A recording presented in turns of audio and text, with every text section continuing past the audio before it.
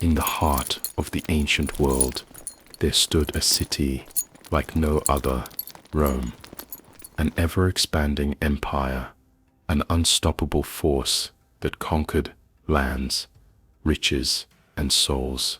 But beneath the glow of its golden statues and the grandeur of its triumphal arches lay a dark truth. Rome was a battlefield, not only at its borders, but within its halls of power. It was a time of glory and turmoil. Military victories brought untold wealth, but also dissatisfaction, inequality, and the fear that Rome would become a victim of its own ambition. Amid the chaos, a man emerged from the shadows of history. Julius Caesar, general, strategist, visionary, a name that inspired love and hatred in equal measure.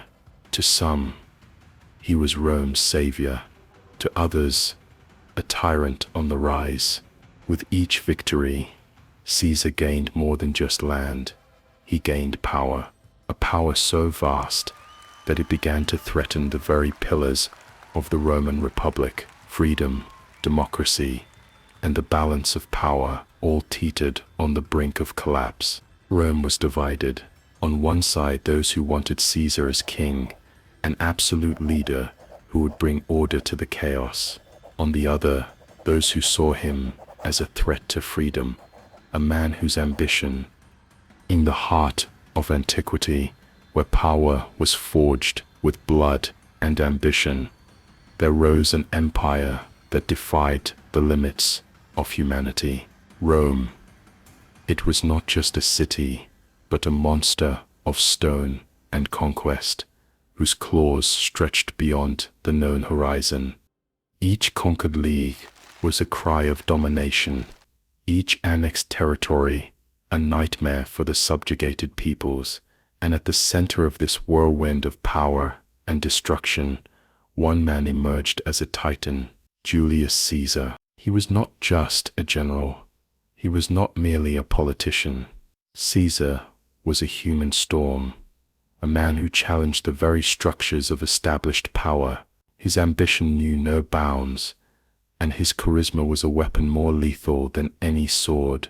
But in Rome, power is a double-edged sword. The higher you climb, the closer you are to the fall. And Caesar walked a fine line between adoration and vilification, between being a hero or a tyrant. The future loomed like an uncertain shadow. Freedom and oppression danced a deadly waltz in the halls of power, and no one, not even the great Caesar, could foresee the blow that crept closer in the shadows.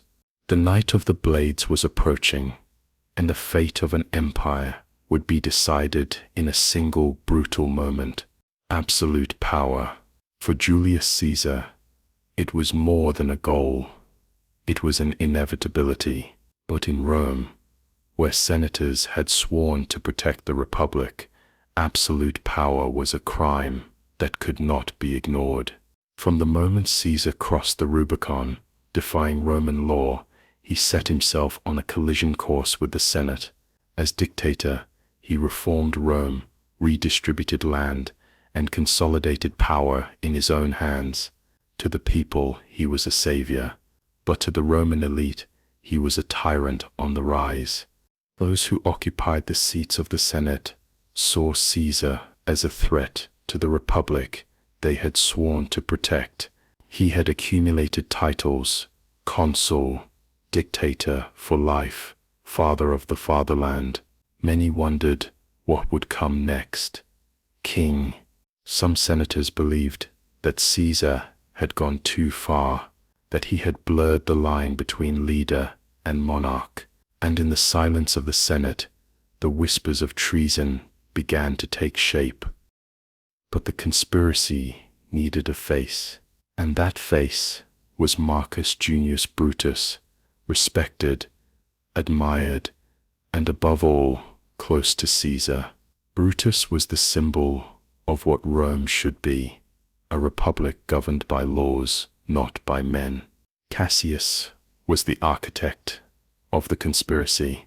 He knew that without Brutus, the cause would lack legitimacy, and so he used words like blades, slicing through Brutus's loyalties, reminding him of what was at stake, the freedom of Rome. And Caesar, he believed in loyalty above all else, but he also knew that power attracted enemies. To him, the Senate was an obstacle, a remnant of a past that needed to be left behind. He saw himself as the savior of Rome, but every decision he made, every step he took toward power, increased the fear and distrust among those around him. Fear grew like a shadow. Each meeting, each glance, each whispered word seemed to conceal a deadly secret. It was in these clandestine meetings that Caesar's fate was decided. Motivations varied. Some feared for the Republic, others for their own privileges, but all shared one goal. Caesar's blood must be spilled.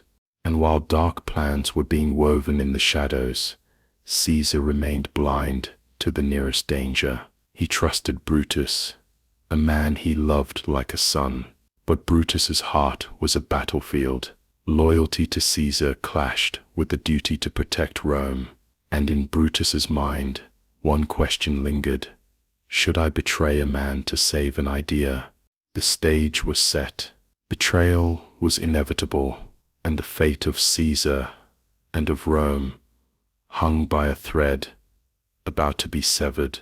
It was the 15th of March, 44 BC, the Ides of March. The Senate was preparing for yet another ordinary session, but for some, this would be the day when Rome's fate would be sealed. Caesar, against the advice of his allies, decided to attend the Senate session, a choice that seemed ordinary, but in truth, it was a step toward his own destruction. Inside the Senate, the air was heavy, whispers blended with the sound of echoing footsteps. Every man in the room knew what was about to unfold. Every glance held a secret. Every word was a hidden blade. When Caesar entered, he did not notice the gazes that followed him like predators watching their prey. He did not see the hands concealing daggers beneath their togas. He trusted those men. He trusted Brutus. And then the inevitable began. The first strike came swiftly, like lightning on a stormy day. Caesar barely had time to react. The dagger pierced his flesh, and the Senate plunged into chaos.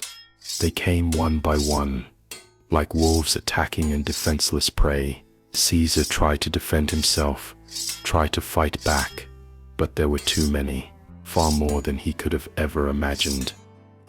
And then he saw it. Among the faces of his assassins was the one he trusted most, Brutus, a friend, a son, in every way but blood. In the moment when Brutus's blade met his body, Caesar felt not just the steel, but also the weight of betrayal. He felt the betrayal. He felt the weight of a crumbling world upon him. Et tu, Brute? These words were not just a question. They were a lament, a surrender. And so, the man who commanded armies, who challenged the Republic, who shaped the destiny of Rome, fell, not in battle, but beneath the blades of those he trusted most. The marble of the Senate was stained with blood, and with it, the fate of Rome had been altered forever. The death of Julius Caesar did not bring the peace the conspirators had hoped for. The Senate, believing they had destroyed a tyrant, instead opened the gates to something far greater: chaos. Rome, engulfed in mourning and fury, was torn apart. The republic they had sworn to protect began to crumble under the weight of civil wars. Caesar's blood had stained not only the marble of the Senate, but the very destiny of a nation. The power the conspirators sought to destroy merely shifted hands. From the ashes of the Republic, the empire was born. Ironically, the figure of Caesar became more powerful in death than in life. Caesar was a man of unparalleled ambition, a man who believed he could shape destiny on his own. But the cost of his ambition was far too high. His death was not just the end of an era, it was a bitter lesson that absolute power is not attained without enemies and without betrayals. Centuries have passed since that fateful night in the Senate, but history repeats itself. The struggle for power, the fragility of loyalty, the weight of a leader's decisions, these are questions that still haunt us. What does it mean to be a leader in our world? How far can human ambition go before it turns into destruction? And what are the costs of trusting blindly or of betrayal? The story of Julius Caesar is not merely a memory of the past. It is a mirror, a dark reflection that invites us to look within ourselves.